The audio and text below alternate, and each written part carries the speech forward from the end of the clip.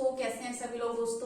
दोस्तों जैसे कि हमारा DSSB special education section B exam की तैयारी चल रही है, जिसमें हम क्वेश्चन सीरीज से अपने प्रश्न को क्लियर कर रहे हैं। ठीक है, तो दोस्तों अब तक हम 160 प्रश्नों पर बात कर चुके हैं, यानी कि 160 क्वेश्चन को हम कर चुके हैं, उनके बारे में बहुत अच्छे से जाना है दोस्तों। तो आज भी हम क्या है 20 प्रश्नों पर बात करेंगे और हमारा क्वेश्चन सीरीज रहेगा 161 से लेके 180 तक। ठीक है, यानी कि 161 प्रश्न से 180 प्रश्नों तक बात करेंगे, यानी कि पूरे 20 प्रश्नों पर आज भी बात करने वाले हैं, जो कि बहुत ज्यादा मोस्ट इंपोर्टेंट है आपके एग्जाम के लिए। अगर आपने इस तरीके से तैयारी करी तो बहुत ही ज्यादा सटीक और सही उत्तर समझने में और जानने में आपको कठिनाई नहीं होगी और अच्छी तरीके से आपको ये प्रश्न याद हो जाएंगे। ठीक है दोस्तों, तो वही हमारा क्वेश्चन सीरीज चल रहा है। बाकी आपको हमने थ्योरी क्लास जो कराया, आपको लेक्चर क्लास कराया है। लास्ट वीडियो में आपको हमने बताया है हेमोफीलिया वगैरह बताया था, और अभी मल्टीपल स्क्लेरोसिस बताया, उससे पहले ड्राइफेज बताया, थैलेसीमिया बताया है। तो इन सभी डिसेबिलिटीज के बारे में जानते रहिए, क्योंकि आने वाले प्रश्न इन सभी कंडीशन से रिलेटेड है। ठीक है दोस्तों, चलिए स्टार्ट करते हैं दोस्तों क्वेश्चन। एक चीज और दोस्तों, फिर से DSSB की नई वैकेंसी आ गई है, जो कि बहुत ही अच्छा सुनहरा मौका है हमारे लिए विशेष शिक्षक बनने का। तो आप उसको एक बार नोटिफिकेशन चेक करिए। DSSB स्पेशल एजुकेशन की जो नई वैकेंसी आई है, तो उसमें TGT वालों के लिए भी है और PRT वालों के लिए भी है, यानी कि हमारे विशेष शिक्षक भी उसके लिए एलिजिबल है। तो आप उसको भी देख लीजिएगा और बाकी तैयारी करते रहिएगा। चलिए दोस्तों स्टार्ट करते हैं 161, यानी कि 161 प्रश्न नंबर देखिए। यदि मध्यकान की अस्थियां बिगड़नी शुरू हो जाती है तो व्यक्ति के कान में कौन सी समस्या उत्पन्न होती है। यानी कि हमारे मध्य कान की, मिडिल जो हमारा कान है, कान के भाग हैं जो, तो उसमें जो मध्य आंतरिक कान और मध्य कान और बाह्य कान, ठीक है। तो इसमें दोस्तों जो मध्य कान की अस्थियां अगर हम बात करें, मध्य कान की अस्थियां, अगर कान की अस्थियां क्या है, कौन कौन सी है, इंकस है, स्टेपिस है और मैलियस है। तो इन सभी अस्थियों में अगर कोई भी समस्या हो जाती है, वे कह रहे हैं कि यदि मध्य कान की अस्थियां बिगड़नी शुरू हो जाती है, बिगड़ने से मतलब है दोस्तों किसी भी प्रकार की असामान्यता या गड़बड़ी, ठीक है, तो बिगड़नी शुरू हो जाती है तो व्यक्ति के कान में कौन सी समस्या उत्पन्न होती है। यानी कि अगर ये अस्थियों में किसी भी प्रकार की कोई समस्या उत्पन्न हो जाती है तो व्यक्ति के कान में कौन सी समस्या उत्पन्न होती है। तो कौन सी समस्या उत्पन्न होती है दोस्तों, जिसे हम कहते हैं कंडक्शन, यानी कि चालन, जो हमारे कान में ध्वनि को बाहर साउंड को फेंकता है। एक तो थ्रेशोल्ड होता है, ठीक है, एक बोन कंडक्शन होता है। तो हमारे कान की प्रक्रिया या सुनने की जो प्रक्रिया है, वे दो चीजें ज्यादा कार्य करती है, थ्रेशोल्ड और बोन कंडक्शन। ठीक है, तो जब बोन कंडक्शन और थ्रेशोल्ड दोनों ही सही रहते हैं तो हमारे कान की प्रक्रिया सही रहती है। लेकिन अगर समस्या उत्पन्न कह रहे हैं, अगर बोन्स में ही कोई कमी आ गई, कह रहे हैं कि मध्य कान की अस्थियां बिगड़नी शुरू हो जाए, तो हो सकता है आपका कंडक्शन, यानी कि जो चालन है, ध्वनि चालन जो जिससे हो रहा है, जो प्रक्रिया ध्वनि चालन कर रही है, तो कंडक्शन है, यानी कि चालन प्रक्रिया की समस्या उत्पन्न हो जाती है। चालन, ठीक है, कंडक्शन, ठीक है। उसके बाद प्रश्न देखिए दोस्तों 162, 162 प्रश्न, आंखों से प्रकाश किस क्रम से गुजरता है। यानी कि हो सकता है प्रश्न आपसे इस प्रकार से पूछा जाए कि बहुत सारे क्रम हो और उसमें से आपका एक प्रश्न होगा कि आंखों से निकलता हुआ प्रकाश किस क्रम से गुजरता है, या किस क्रम का अनुगमन करता है, या उसका सही क्रम लगाइए। आंखों से गुजरते प्रकाश का सही क्रम लगाइए। तो क्वेश्चन आपसे किसी भी तरीके से पूछ लेगा, लेकिन आपको सही क्रम होना चाहिए। जब आंखों के अंतरिक्ष से हमारा प्रकाश गुजरता है, हमें दिखाई देता है, तो कौन सा क्रम फॉलो करता है, तो वह क्रम है, देखिए दोस्तों, सबसे पहले कॉर्निया,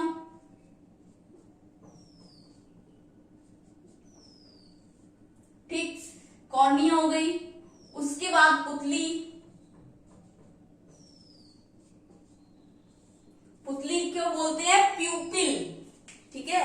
पुतली एक शब्द, जो पुतली शब्द है यूज हो रहा है, कॉर्निया सभी जानते हैं, और पुतली जो होती है, आंख की पुतली जिसे बोलते हैं, उसे बोलते हैं प्यूपिल, ठीक है। तो प्यूपिल, उसके बाद लेंस,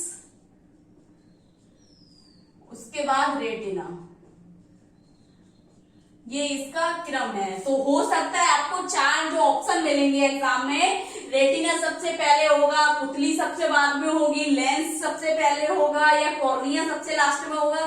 तो आपको इन सभी में से सही क्रम याद रखना है कि क्या क्या है, ठीक है। और इजी वे में भी हम कैसे कर सकते हैं इसको, इस तरीके से कॉर्निया हमें याद रखना है, कॉर्निया, पुतली, लेंस, रेटिना, ठीक है। तो कॉर्निया, पुतली, लेंस, रेटिना, इस तरीके से आप इसको याद कर लीजिएगा और एक कॉपी और पेन ले लीजिए ताकि लिखते रहिए इसका सही क्रम, ठीक है। तो सही क्रम अगर आपको पता होगा तो कोई कंफ्यूजन नहीं होगा। तो सबसे पहले गुजरता है कॉर्निया से, उसके बाद पुतली से, फिर लेंस से और फिर रेटिना। उसके बाद प्रश्न है 163, देखिए 163 प्रश्न दोस्तों। बैचलर वयस्क बुद्धि मापनी का उपयोग किसको प्राप्त करने के लिए किया जाता है, यानी कि जो बैचलर हैं, बैचलर वयस्क बुद्धि मापनी यानी कि परीक्षण या मापनी मेजरमेंट का उपयोग किसको प्राप्त करने के लिए किया जाता है। तो यानी कि क्या प्राप्त होगा, बैचलर बुद्धि अगर मापनी का प्रयोग कर रहे हैं व्यक्ति के साथ तो हमें क्या निकल कर आएगा, उससे क्या प्राप्त होगा, प्रश्न पूछ रहा है। तो निष्पादन बुद्धि होगी, निष्पादन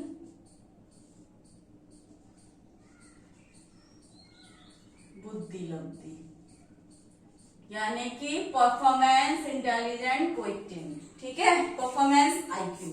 उसके बाद देखिए दोस्तों 164, द्रव्यमान स्पेक्ट्रम की तरंग दीर्घता की परास क्या है, यानी कि द्रव्यमान दृश्यमान स्पेक्ट्रम की तरंग दीर्घता की परास का होता है दोस्तों रेंज। उसकी रेंज क्या है, जो द्रव्यमान स्पेक्ट्रम की तरंग की दीर्घता है उसकी रेंज पूछिए आपसे, तो इसकी रेंज होती है दोस्तों 380 से 760 नैनोमीटर।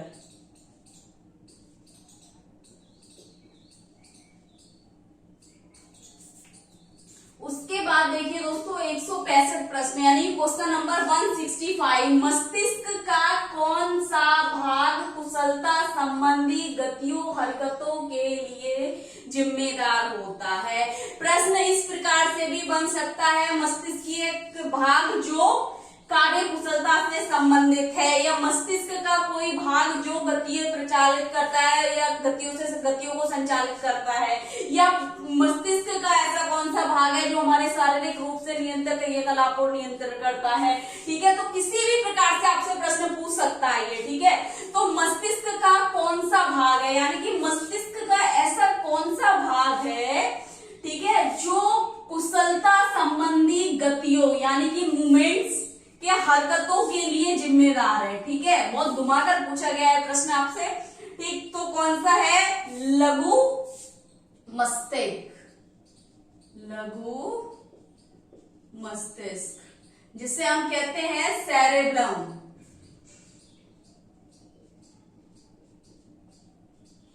लिख लीजिए इसको, सेरेब्रम बोलते हैं जिसे, जो क्या है लघु मस्तिष्क है। इसमें ही क्या है बॉडी के नियंत्रण होता है और कार्य कुशलता संबंधी गतियां जो सारी होती है वे सभी लघु मस्तिष्क यानी कि सेरेब्रम जो भाग है जो सभी कार्य करता है।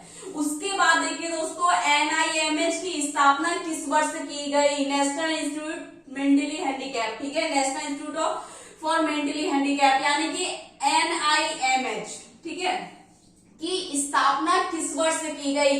बार बार बोला जा रहा है दोस्तों, अगर आपने स्पेशल एजुकेशन का हिस्ट्री नहीं पढ़ा है तो आप हिस्ट्री पढ़ लीजिए, क्योंकि इस प्रश्न में कम से कम 10 प्रश्न जो होंगे आपके हिस्ट्री ऑफ स्पेशल एजुकेशन से आने वाले हैं। तो आप हिस्ट्री ऑफ स्पेशल एजुकेशन जरूर देख लीजिए दोस्तों। NIMH की स्थापना किस वर्ष हुई थी दोस्तों, 1984 1948 में, 84 में, 1984 में हुई थी, 1984 में। उसके बाद देखिए दोस्तों 167 यानी कि 167, एक बोलने से संबंधित रोग है। अब यहाँ पर रोग कर दिया, ठीक है, तो आप परेशान होने की जरूरत नहीं है, रोग भी लिखा आ सकता है यहाँ, ठीक है, अक्षमता भी आ सकता है लिखा हुआ, विकार भी आपको मिलेगा, रोग, अक्षमता, विकार, ठीक है। बोलने संबंधी विकार कौन क्या कहलाता है, या बोलने संबंधी अक्षमता क्या है, या बोलने संबंधी समस्याएं कौन से व्यक्ति में या किस छात्र में होती हैं, ठीक है। तो क्या है दोस्तों, बोलने संबंधी आपको बताया कि जो लर्निंग डिसेबल्ड वाले बच्चे होते हैं तो उनके टाइप्स हैं कि अलग अलग प्रकार के होते हैं। किसी को बोलने में समस्या, लिखने में समस्या, किसी को गणना संबंधी समस्या, भ्रम से समस्या, किसी को चलने में समस्या।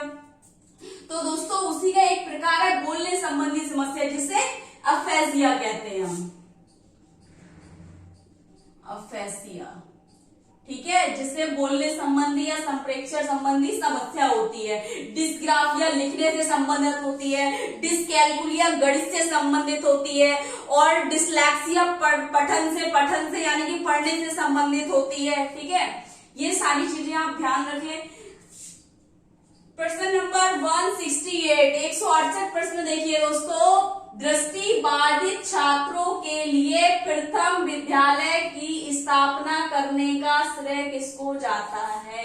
यानी कि दृष्टि बाधित छात्रों के लिए जो प्रथम विद्यालय की स्थापना हुई थी उसका श्रेय किसको जाता है? तो वह जाता है दोस्तों वेलेंटाइन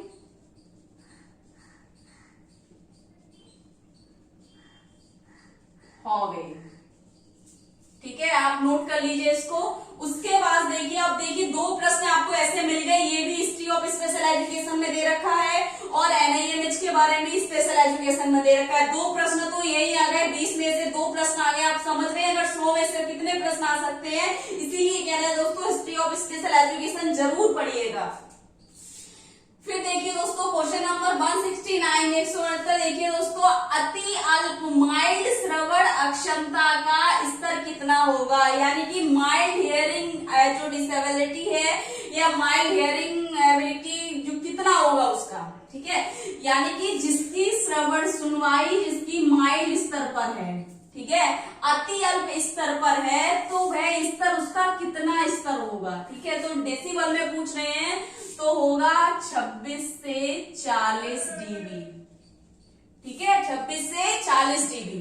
उसके बाद देखिए 170 प्रश्न 170, इनकस स्टेपिस मैलियस अस्थियां कहाँ पाई जाती हैं? या हो सकता है ये पूछ ले इनकस अस्थियां। ठीक है, स्टेपिस अस्थियां, मैलियस अस्थि कहाँ की है या कहाँ पाई जाती है? अब तीनों ही पूछने आपसे, इसलिए मैंने ये एक क्वेश्चन पूछ रखा था आपके एग्जाम में, मैंने तीनों ही बना दिया, मतलब तीनों आपको बता दिया एक कॉन्सेप्ट कि इनकस स्टेपिस मैलियस अस्थियां कान में पाई जाती हैं। ठीक है, कान में पाई जाती है, और सबसे छोटी जो अस्थि है हमारे शरीर की वह है इंकस। याद रखिए, कान की हड्डी। ये प्रश्न भी आ सकता है मेरे हिसाब से, क्योंकि ये प्रश्न सीटेट में तो मैंने देखा नहीं था, ना सुपर टेट में था। ये प्रश्न अगर हम बात करें तो ये प्रश्न आपका डीएड में कई बार पूछा गया है। ठीक है, हमारे शरीर की सबसे छोटी अस्थि कहाँ पाई जाती है? तो पाई जाती है कान में, जिसे इंकस कहते हैं। तो ध्यान रखना, प्रश्न इस तरीके से भी आपको देखने को मिल सकता है। फिर देखिए full form of PDD. PDD देखिए दोस्तों, हमने बहुत पढ़ा है ये पीडीडी क्या है। पीडीडी अगर आपने ऑटिज्म नहीं पढ़ा है तो ऑटिज्म से देखिए बहुत सारे प्रश्न आ रहे हैं। अब तक हमने प्रश्न किए हैं, पीछे भी जितने प्रश्न किए हैं 160 प्रश्नों तक देखिए, कम से कम हमने 10 से 12 प्रश्न ऑटिज्म से संबंधित किए होंगे। ठीक, तो इसी प्रकार से पेपर बनना है। तो दोस्तों देखिए, तो आप उसको भी पढ़ लीजिए। आप पीडीडी टाइप्स आ गया आपका ऑटिज्म का, परवेसिव डेवलपमेंटल डिसऑर्डर। ठीक है, तो इसका फुल फॉर्म है दोस्तों परवेसिव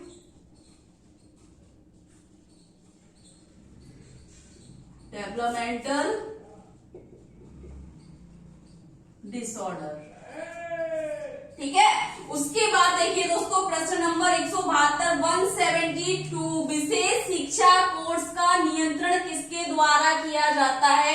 यानी कि जो डीएड एससीआई, डीएड एससीआई, जितने भी हम विशेष शिक्षा से संबंधित कोर्स है हमारे, जो डिप्लोमा है, ठीक है, या अगर हम बात करें डीएलएड वगैरह है, तो ये किसके अंतर्गत आता है या किसके अंतर्गत कार्य करता है या किसका नियंत्रण रहता है? तो किसका नियंत्रण रहता है इसके एग्जामिनेशन अगर हम बॉडी की बात करें तो दोस्तों विशेष शिक्षा कोर्स का नियंत्रण आरसीआई का रहता है, यानी कि भारतीय पुनर्वास परिषद, आरसीआई, भारतीय पुनर्वास परिषद। ये प्रश्न भी आपका हिस्ट्री ऑफ स्पेशल एजुकेशन से ही बना है, उसमें आपको देखने को मिल जाएगा ये शब्द कहाँ प्रयोग हो रहा है। ठीक है, तो आप ये भी आपके 3 प्रश्न अभी स्पेशल एजुकेशन हिस्ट्री से आ चुके हैं। ठीक, उसके बाद देखिए प्रश्न दोस्तों 173 यानी कि क्वेश्चन नंबर 173 देखिए, RTE राइट टू एजुकेशन शिक्षा का अधिकार अधिनियम जो है दोस्तों 2009 में एक अध्यापक के लिए न्यूनतम कितने घंटे प्रति सप्ताह निर्धारित किए गए। यानी कि जो शिक्षा का अधिकार अधिनियम 2000 है, 2000 अधिनियम जो नियम बना था, ठीक है, तो अध्यापक के लिए न्यूनतम, ठीक है, कितने घंटे सप्ताह निर्धारित किए गए। तो कितने घंटे किए गए थे? 45। नोट कर लीजिए, मोस्ट इंपोर्टेंट क्वेश्चन। ठीक है, उसके बाद देखिए दोस्तों 174 शिक्षा को बाल केंद्रित शिक्षा तब माना जाएगा जब, या इस तरीके से प्रश्न आपको घुमाकर पूछ सकता है बाल केंद्रित शिक्षा क्या है। ठीक है, उसमें 2 छोटे छोटे 4 ऑप्शन दिए होंगे, आपको बताना होगा, या फिर क्या होगा इसका आंसर जो है, जिसमें क्या है, अगर ये आया शिक्षा को बाल केंद्रित शिक्षा तब माना जाएगा जब, मैं आपको पहले आंसर बताती हूँ उसका, फिर बताऊंगी। छात्र की मांग, रुचि, अभिवृत्ति को प्राथमिकता दी जाती है या दी जाए। यानी कि बाल केंद्रित शिक्षा तब बाल केंद्रित शिक्षा होगी जब छात्र की मांग, रुचि और अभिवृत्ति को प्राथमिकता दी जाए। ठीक है, एप्टीट्यूड को उसके, यानी कि जिसमें क्या होगा, अब क्वेश्चन ऐसे बन सकता है, छात्र की मांग, रुचि, अभिवृत्ति, आवश्यकता को प्राथमिकता दी जाती है, वह कौन सी शिक्षा कहलाती है। ठीक है, तो उसमें आपका प्रश्न होगा शिक्षक केंद्रित शिक्षा, ठीक है, छात्र केंद्रित शिक्षा, या पाठ्यक्रम केंद्रित शिक्षा, या विषय केंद्रित शिक्षा। तब आपको अगर ये चीज पता होगी कि छात्र की मांग, रुचि और अभिवृत्ति को प्राथमिकता दी जाए, जिसमें बच्चे की आवश्यकता को प्राथमिकता दी जा रही है, जिस पाठ्यक्रम में बच्चे की आवश्यकता को प्राथमिकता दी जा रही है, या पाठ्य योजना में बच्चे की आवश्यकता को प्राथमिकता दी जा रही है, तो वही शिक्षा क्या है, बाल केंद्रित शिक्षा है। क्वेश्चन आपका ये भी बन सकता है और क्वेश्चन ये भी बन सकता है, लेकिन हमें ध्यान रखना है जिस कार्य शिक्षा में अगर बच्चे को प्राथमिकता दी जा रही है, वह शिक्षा क्या है, बाल केंद्रित शिक्षा है। उसके बाद प्रश्न देखिए दोस्तों 175 प्रश्न देखिए, अधिगम अक्षमता शब्द का सर्वप्रथम प्रयोग करने वाला व्यक्ति कौन था। तो अधिगम अक्षमता यानी कि लर्निंग डिसेबिलिटी, जो शब्द जिसने सर्वप्रथम प्रयोग करने वाला व्यक्ति कौन था, जिसने अधिगम अक्षमता शब्द का प्रयोग किया, तो सैमुअल किर्क।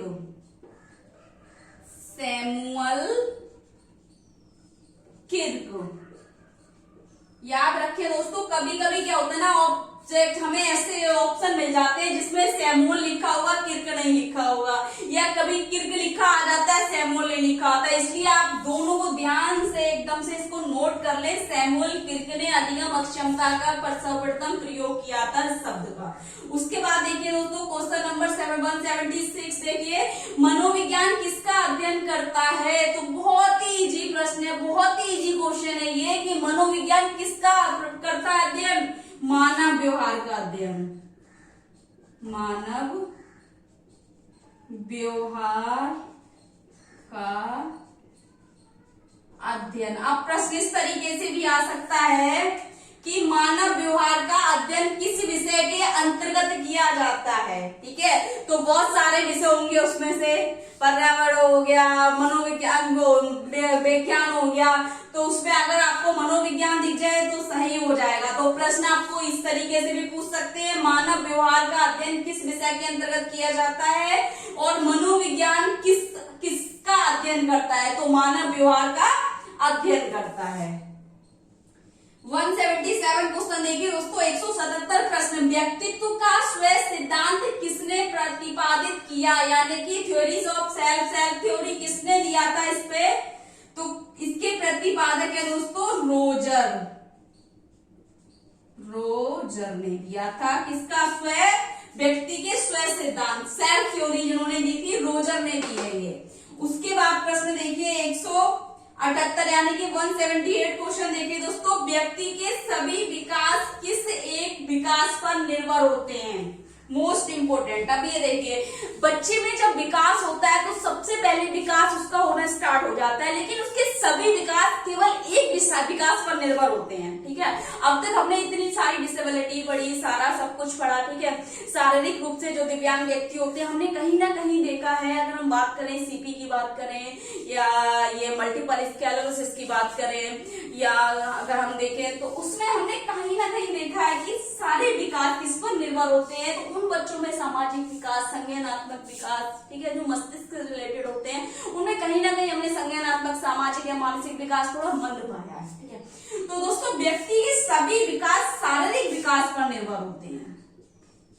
शारीरिक विकास, देखिए दोस्तों, अगर व्यक्ति का शारीरिक विकास सही होगा, पूर्ण रूप से शारीरिक विकास होगा, तो उसका मानसिक यानी कि संज्ञानात्मक विकास होता रहेगा।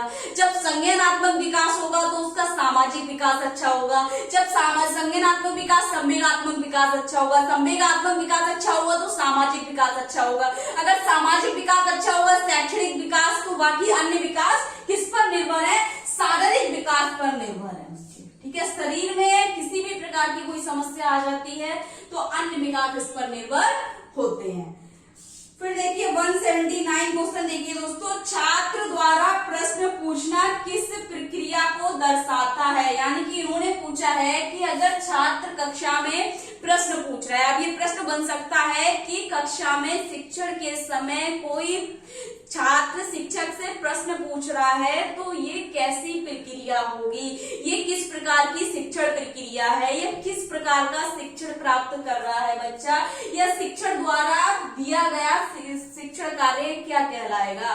तो दोस्तों अगर छात्र प्रश्न पूछ रहा है, ठीक है, अगर छात्र प्रश्न पूछ रहा है, ठीक है, बात हो रही है, प्रश्न पूछने का अवसर प्राप्त हो रहा है, शिक्षण कार्य चल रहा है, शिक्षक पढ़ा रहा है, तो दोस्तों देखिए छात्र द्वारा अगर प्रश्न पूछा गया है तो वह अभिप्रेरणात्मक शिक्षण प्रक्रिया कहलाएगी।